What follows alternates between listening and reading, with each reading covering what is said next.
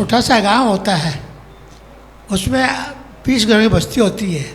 वो गांव बढ़ते बढ़ते बढ़ते बढ़ते बढ़ते एक खूब बड़ा शहर बन जाता है, तरक्की करता है, समाज तरक्की करता है, सब लोग तरक्की करते हैं, कोई बाकी नहीं बचता। और एक गांव जो शहर बसा हुआ है वो धीरे धीरे धीरे धीरे धीरे धीरे धीरे अंडर नीचे जाता जाता है और उसकी तरक्की बंद हो जाती है और उसके साथ समाज भी नीचे बैठ जाता है। और एक ऐसा होता है सारा गांव से समाज उठ जाता है और समाज बचता नहीं। तो इसमें गांव का दोष है कि व्यक्ति का दोष है कि कर्मों का दोष है, क्या दोष है? ये कृपया इस पर बहुत अच्छा सवाल किया है आपने। मनन है, मेरा मनन है, आप बताइए। आपका सवाल व्यवहारिक भी है, दार्शनिक भी है। आपने पूछा है कि ये परिवर्तन व्यक्तिकृत है या व्यवस्थागत है।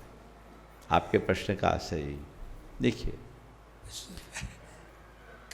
गांव बसा, एक व्यक्ति ने बसाया।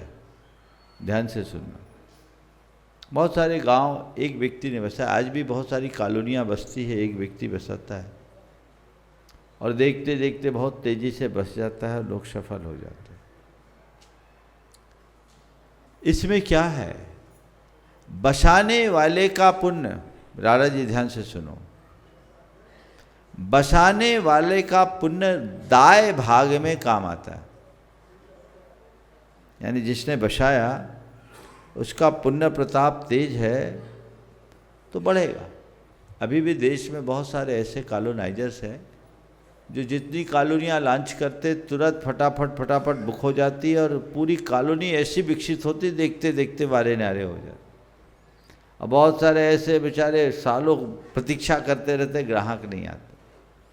तो उस निर्माता का पुण्य वहाँ के बसने वाले, वहाँ बसने वालों के पुण्य को उभारने में कारण बन जाता है। तो एक व्यक्ति के पुण्य से भी अनेकों का पुण्य फल सकता है। इसके विरुद्ध उजड़ गया, धीरे धीरे घट गया। किसी गांव में एक पापी आ जाए, किसी बस्ती में एक बुरा आदमी आ जाए, एक आतंकी या अराजक तत्व आ जाए, उस व्यक्ति के पाप से प्रभावित होकर धीरे धीरे लोग किनारा करने लगेंगे। ऐसा भी अनुभव में आता है। लोग खिसक गए, पहले बसा था अब उजड़ गया। तो एक के पुण्य से वृद्धि हुई, एक के पाप से हानि हुई। ये व्यक्ति के परिवार में, गांव में, समाज में सब होता है। और देखिए, हमारा देश वही है, व्यवस्था वही है, नेता बदल गया, नीति बदल गई, निर्णय बदल गए। नेता यदि पुण्यवान होगा तो उसका फल प्रजा को मिलेगा।